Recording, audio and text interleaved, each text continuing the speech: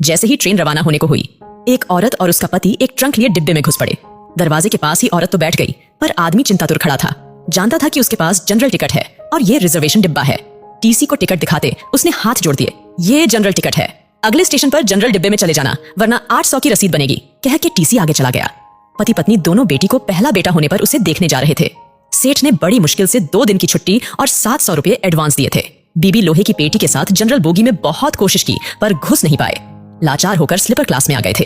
साहब, बीबी और सामान के साथ जनरल डिब्बे में चढ़ नहीं सकते, हम यहीं कोने में खड़े रहेंगे, बड़ी मेहरबानी होगी। टीसी की ओर 100 का नोट बढ़ाते हुए कहा, 100 में कुछ नहीं होता, 800 निकालो वरना उतर जाओ। 800 तो गुड्डो की डिलीवरी में भी नहीं लगे साहब, नाती को देखने जा रहे हैं, गरीब लोग हैं, जाने दो ना साहब। अब की बार पत्नी ने कहा, तो फिर ऐसा करो 400 निकालो, एक की रसीद बना देता हूं, दोनों बैठे रहो। ये लो साहब, रसीद रहने दो। 200 रुपए बढ़ाते हुए आदमी बोला, नहीं नहीं, रसीद 2 बनानी ही पड़ेगी, ऊपर से आर्डर है, रसीद तो बनेगी ही।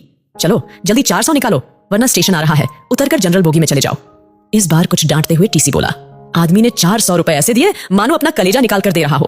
दोनों पति पत्नी उदास रुआं से ऐसे बैठे थे मानो नाती के पैदा होने पर नहीं उसके शोक में जा रहे हो। कैसे एडजस्ट करेंगे ये 400 रुपए?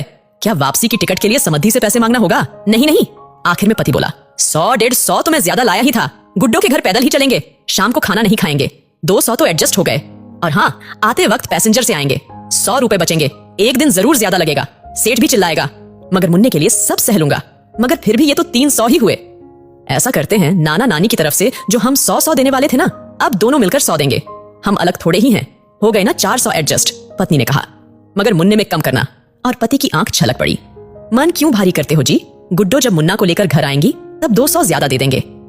कहते हुए उसकी आंख भी छलक उठी, फिर आंख पोंछते हुए बोली, अगर मुझे कहीं मोदी जी मिले तो कहूंगी, इतने पैसों की बुलेट ट्रेन चलाने के बजाय इतने पैसों से हर ट्रेन में 4-4 जनरल बोगी लगा दो, जिससे ना तो हम जैसों को टिकट होते हुए भी जलील होना पड़ेगा और ना ही हमारे मुन्ने के 100 रुपए कम हो।